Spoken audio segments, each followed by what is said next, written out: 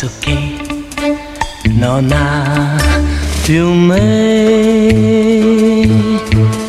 Chissà se scorderà i giorni che passò con me, con me.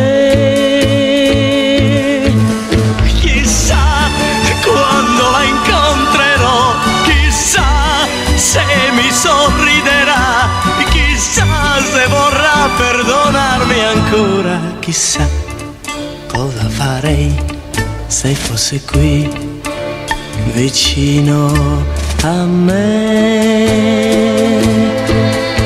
Potrei giurarle che non la farei soffrire più, mai più.